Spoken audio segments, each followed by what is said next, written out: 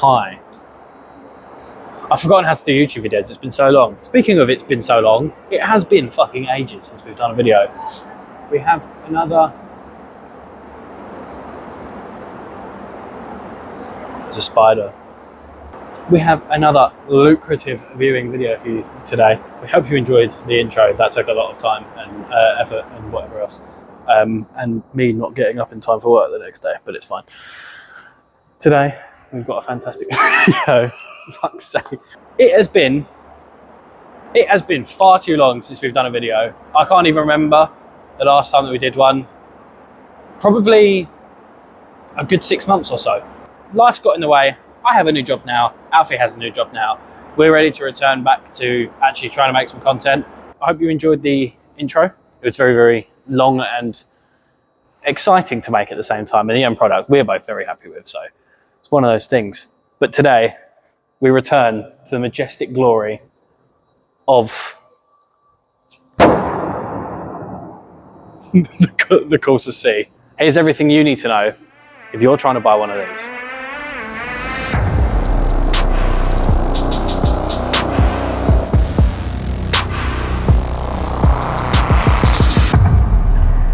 Bros in an M3.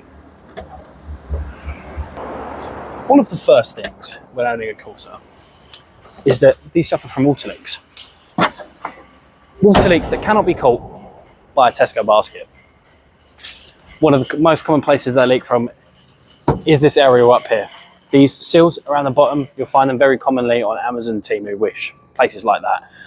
Autodoc being the best place, as they do supply a OEM original. I do severely recommend Autodoc, by the way, if you are ever in need of car parts and things like that. Not sponsored, but would love to be. Autodoc, hit me up. Emails in the description down below. You get me, you know what I mean. But these places are one of the places that they leak from. If you have saggy headliner, especially in the rear of the vehicle, you know that's the first place to check. Make sure that the rubber around there is all okay. Make sure that it's not seeping in. Beyond that, boot and door seals. So these seals that you get around the boot liner here and around the outside of both doors are very, very common to let in water. One of the things you need to check when you're buying a Corsa is both the floors, front and rear, to make sure they're not leaking. There is one other place, but we'll get to that later. Another thing you have to look out for when looking to buy one of these is to do with the handbrake cable. Now, on one of the wheels, there's a sheathing and a metal plate, right? And then the cable rubs through, then it rusts the cable and it can snap. Alternatively, it can get to a point where it doesn't work all the way. Yeah. Alfie was a solid 90% of the way there. On our back left wheel, there's a metal bracket that sits on the rear beam that the handbrake cable will go through. There's a sheathing around the cable, the handbrake cable that is. When that sheathing gets rubbed through, due to the metal bracket, a lot of dirt and grime and contaminants can get stuck in it, and that's what causes it to be rubbed away. Water will then penetrate through, get its hands on the metal cable of the handbrake itself, and it will actually snap off, leaving you with no handbrake.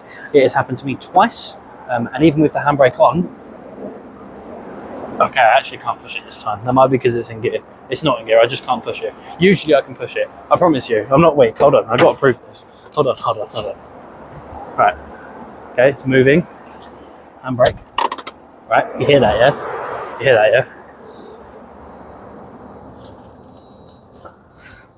I'm not...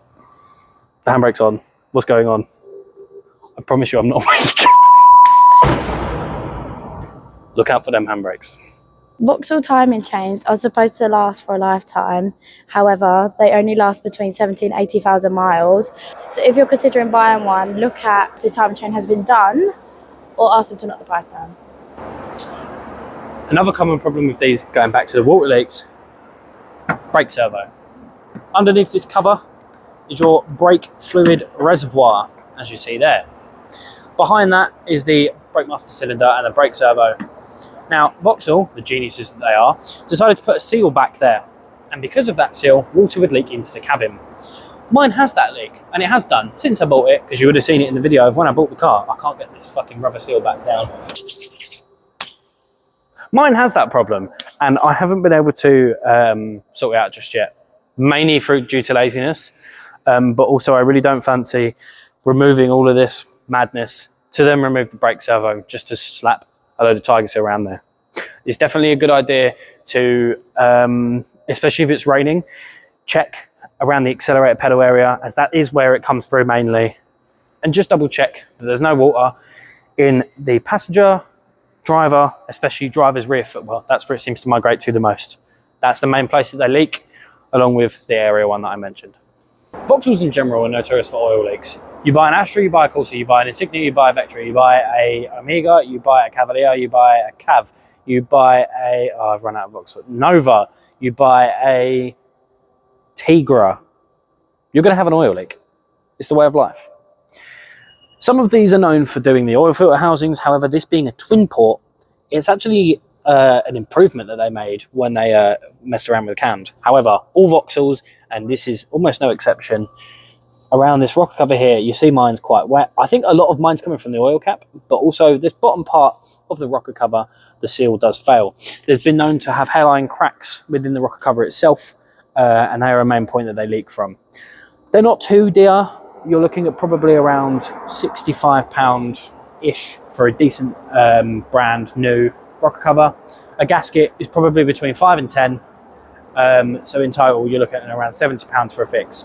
Factor that into your costs, as well as mechanic costs if you're not going to repair it yourself when you are trying to buy the car.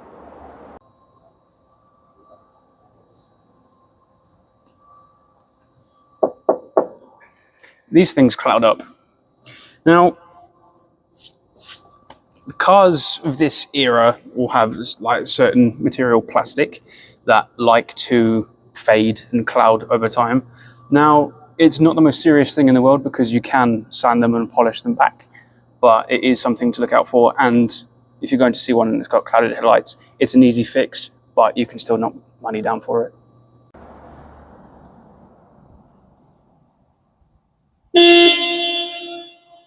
It works, but it didn't, right?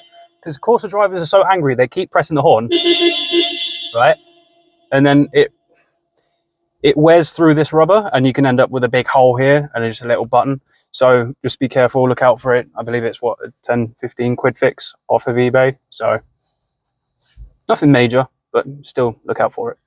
Now, in order to replace them, you need to take the airbag out. And now that requires a professional to do, because I don't know about you, but I wouldn't go tackling an airbag without knowing what I'm doing. I don't want an explosion in my face. So there's some cost involved with labor, so you can knock the price down for that as well.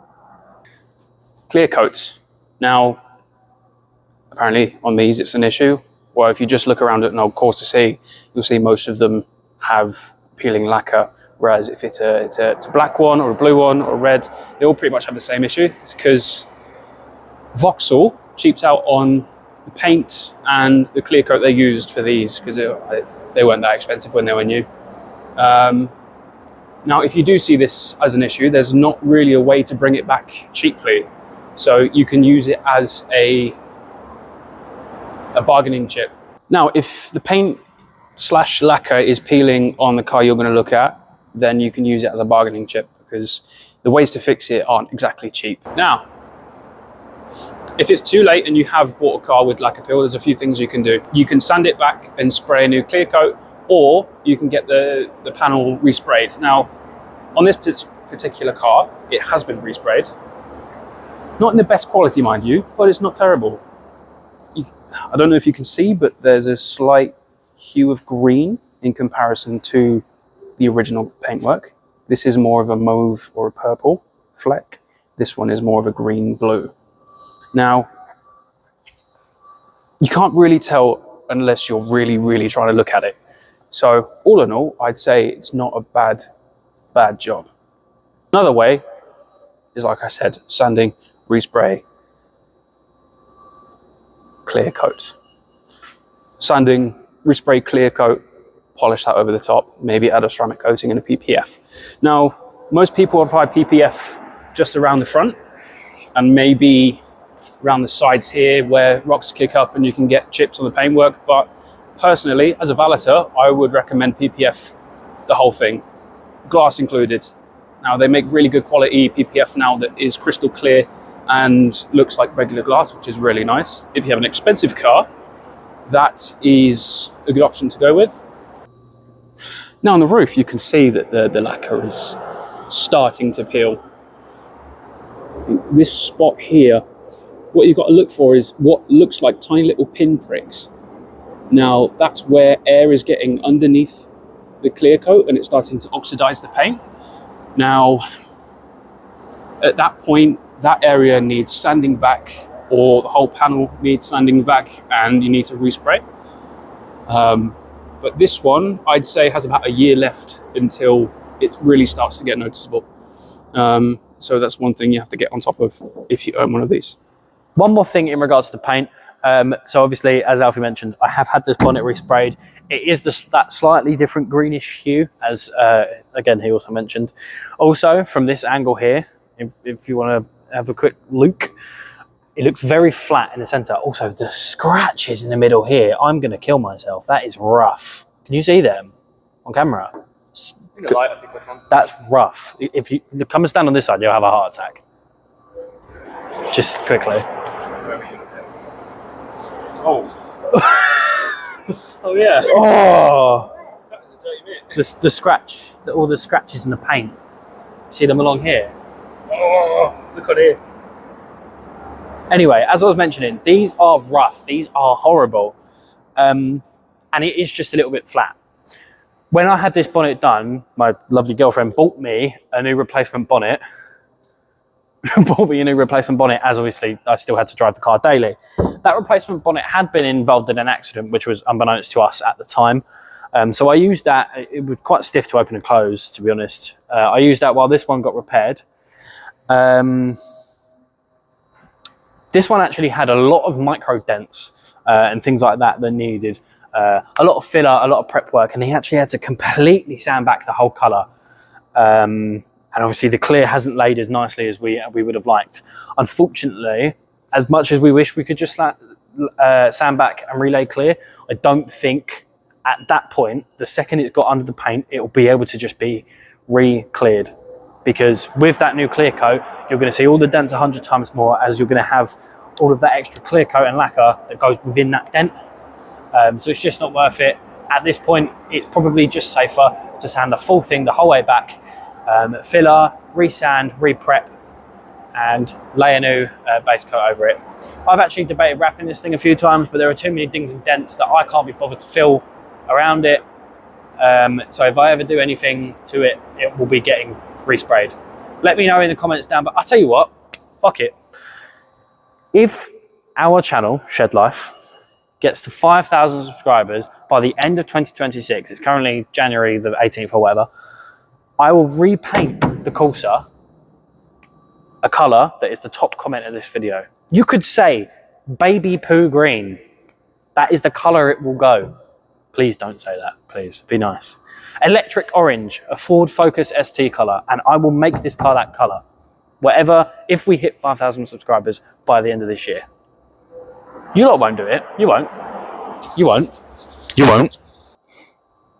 Another common problem that these cars have that, God forbid, I have not to deal with yet, are the heater matrices. They're known for blocking up, and I think the reason that I haven't had to deal with one yet is because the coolant has been quite fresh, as when I broke and / damaged my water pump, I had to do a whole coolant flush. Now, I broke the plastic nozzle on top of the water pump, what the pipe goes onto, and I had to completely replace the water pump. This was at work on a Saturday at like 1 p.m. I was very, very, very much fuming.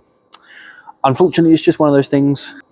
But the main thing is that the heater matrices themselves do get blocked up, and unfortunately, being in the cabin, it's a fair bit of work to get them all sorted again. Just one of those things that unfortunately you can't really help, but it can be sorted with enough time and money. But something to go and negotiate the price down on. Now, a common problem that I've had, actually quite a few times, are these oil pressure switches. 24mm spanner will get that off for you. They are known for internally failing and dumping all the oil out the front of them, which can be a little bit scary. Trust me, there's not enough flow to destroy your engine. In fact, like I said, I've been through 3. I was on my way to go watch a Palace Millwall FA Cup game, and my oil pressure switch failed. So I left it on the side of the road to think about what it had done. Like I said, they're not great and they definitely need to be somewhat improved. You can buy these OEM from Vauxhall for obviously a fair bit more money, or pattern parts from GSF, Euro Car Parts or Autodoc for a much more reasonable price. I believe I paid around 6 to 8 quid for this one, just one of them. It's something that you can't really help. It's just a design flaw of the car, and even the pattern part ones do fail. But it's definitely something to keep your eye on. And if you get that little red oil light on, it's not worst case scenario. It could just be one of them. Other oil pressure switch failures have actually been to do with when the revs drop. So if you're cruising up to a junction, you're driving along, you put the clutch down, the revs will drop and they'll go slightly below idle. You'll then get your oil pressure light come on. It's because of the switch. It has failed. While it may not be dumping oil out the front of it, it is not giving the correct reading and giving an indication that the car's not running right. In response, the car will actually genuinely not run right because it thinks that it's not getting the correct amount of oil pressure.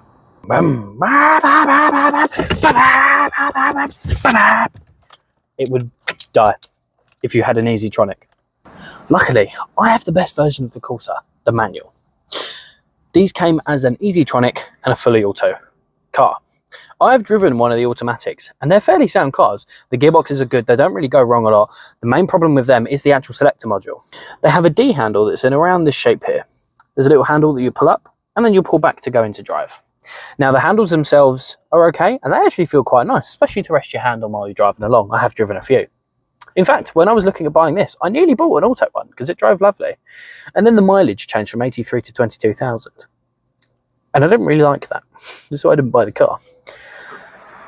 They're fairly sound cars. They do suffer, however, from the actual selector problem themselves. So they have an electrical fault and they don't register what gear they're in properly, and it can immobilize you, unfortunately. So that is one of the problems with them. Just make sure there's no free play anywhere within that selector module. Obviously, they will move a little bit, but you don't want any excessive free play.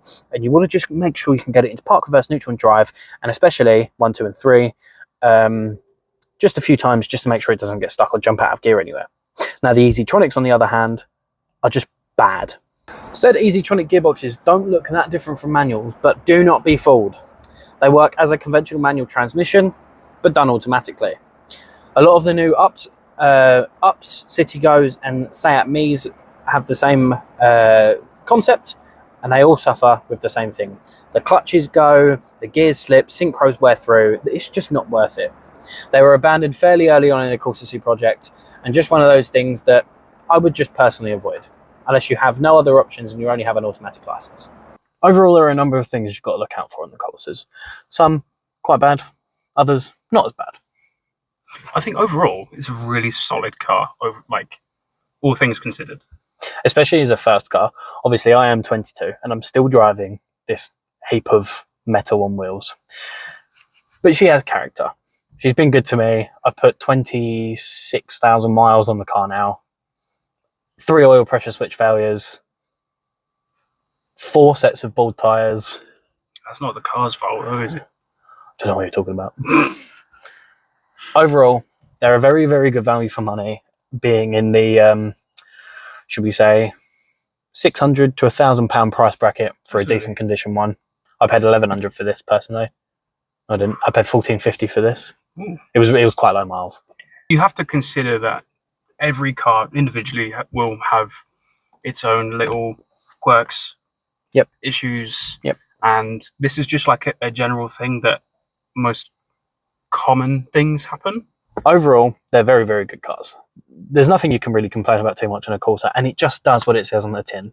These things will go and go and go, provided you keep them maintained. We're going to give it a ranking now, out of 20, using our 4 different categories. Category 1, value for money for the car overall. Basically, the car and how overall just good it is for the price that you're going to pay. Number 2, running costs. How much this thing does cost to run overall, roughly, and how good that is. 3, the implications if it goes wrong. 5 being, if it goes wrong, you'll, with the issues we've mentioned, you'll actually be okay. 1 being, the car is kaput, you need a new car. And number 4, sheddability. My favourite category. How modifiable they are and how much they are the true spirit of shed life and what we're trying to create. So number one, do you know what? I'm going to take the lead on this one. I'm going to give it a ranking. Yeah. I think for value for money, these cars, especially in the 1.4 and 1.8 variants, I'm going to give it a 4.5. And I'd say that was solid. I don't quite think it's a 5 because there's much better things out there. A 4.5, I think, is perfectly fair. The 1.8 came with nearly 150 horsepower in a tin can like this, and discs on the rear in 2004. That's crazy mad. For a commuter car. For a commuter car that everyone and their nan used to bash down some A roads. Mm-hmm. And most likely end up in a hedge upside down, calling your grandmother. Number 2, running costs. I would give this equally 4.5 out of 5. Yep. This thing is insane on fuel. This is actually an EGR car as well, which, by the way, when you blank, you can get like an extra 20 horsepower. This car has an EGR, meaning it is very good on fuel, especially on the motorway. When I was traveling to and from Essex day in, day out, I would get a week to a week and a half out of a full tank of fuel. Now, with my new job being much closer, 2 weeks will do a full tank. Around the best I've gotten out of this is 525 miles on a full tank of fuel, and that's petrol. So they're very good cars. And non-turbo as well. Non-turbo, which obviously you lack a little bit of power there, but they're still quite fun. Road tax, £18-ish a month, standard for a car this side. It's not the cheapest in the world. No. Like, if you look at some diesel equivalents, £20 a year. Of course, and like KT City Go, £20 a year, stuff like that. So it's a little on the higher side, but it's still fairly cheap. It's affordable. Yes. Yeah, it's not too bad. Then the big one, insurance. Now, as a first-time driver, Corsas and Fiestas are naturally quite higher. However, if you're looking at moving on to a second car, or you're looking at moving on to a car at my sort of age, when you're trying to buy more of a collector's price car, a rarer car, let's say. Modern classic. Yeah, there's only 84 of these SRIs left in the country in this colour. In this specific spec. In this spec, yeah. My next year, I'm going to pay £120 a year. That is with 3 points and an accident, which is a fault claim on my record, which I really don't think is too bad. No, not at all. So I'm going to give that a 3.5. Lean towards 3.5. 3. Right, we'll go 3 overall, because it can creep up there, especially as a first-time driver. But general running costs, not too bad. That being said, insurance prices nowadays for first-time drivers, or basically anyone, the systems are rigged. Yeah. Drop a comment down below if you've had a rough experience with insurance. I know I have. Yeah, so they're not nice. Number 3, if it goes wrong, how bad is it? 5 being it's actually okay and still drivable. 1 being can't drive the car, need a new car, mate. I'd say. Wait, can I take that over? Okay, go on. Can I give this a 4.5 out of 5? Okay. Because only reason being, millions of these. There are a bajillion of these. They made so many, especially in the UK. Yeah. There's an abundance of parts. If you find the right places, parts are cheap and they don't often go wrong. And even the issues that we have mentioned don't immobilize the car. The oil pressure switch is a little bit unideal, but you can get a new one from a Halfords GSF Euro car parts and be running the next day. Absolutely. So I think 4.5 is fair. A horn button doesn't immobilize your car. And they still work even if the leather perishes. Yeah. Sheddability. Oof, can I give this a 10 out of 5? 10 out of 5. I think this is a good 4.5 again. Yeah, I'd say so. The aftermarket is immense. Yeah, there are so many. There are some new companies like CSG Prints, who hopefully you're going to see a few of their products in the upcoming videos. Crazy LEDs, who I've done my cluster with. I've got some LEDs for my headlight control panel as well. There are so many people still to this day making things for these cars. The old body kits and things like that. If you wanted to do max power, you could buy a kit online. Very easily. Yeah. So I think this is a solid 4.5. Not quite a 5. Well, it could be. There is a bloke that put 2 Saab 2-litre lumps in one of these. No, that was of course a B. Same. It's close. Same difference. But I think a 4.5 is fair, because there's a little more. The problem with these, right, is you're very limited interior wise. Steering wheel, you can only really have these are the Tigre ones, and the Tigre ones are much worse. Seats, you're very limited on seats and what seats you can put in these cars because of the rails. You'd have to custom drill holes and things like that. These specific SRI trims. Yeah, they are. Yeah, they're very nice. Yeah, very nice. So I think interior wise, you're a little bit more limited, and for that reason, I'm going to have to drop it down to 4.5.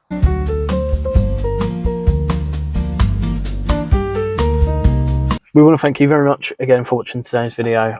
We know it's been a bit of a long return to action. Since we last filmed, my hair has appeared, so it's been a while. It's been a while, but hopefully we're back to making things a little bit more full time. Hopefully we'll be seeing this on Wednesday, so tune in same time next Wednesday for another video. Who knows what it'll be on, because I don't think we know yet, so who knows. Thank you very much for watching Shed Life. This has been your insight into the life of sheds. Thanks a lot. Goodbye. Don't forget to subscribe if you want to see the Corsa in baby poo green. Oh, fuck's sake. Alright, hold on. Joystick goes the wrong I know. I can't help it. Also, that's what YouTubers do. Yeah. Fucking director over here.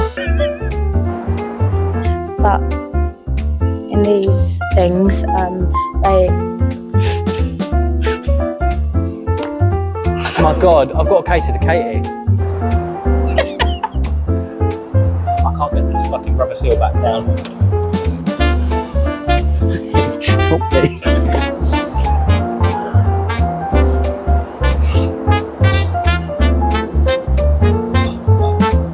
Don't. Oh yeah, I do. Go stand over there.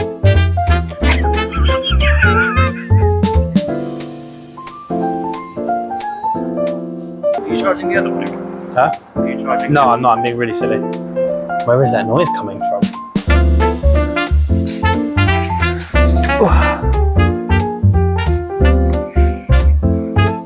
The problem that these cars, I'm rolling away, my car was rolling away. Because, sorry, you're going to have to do it again.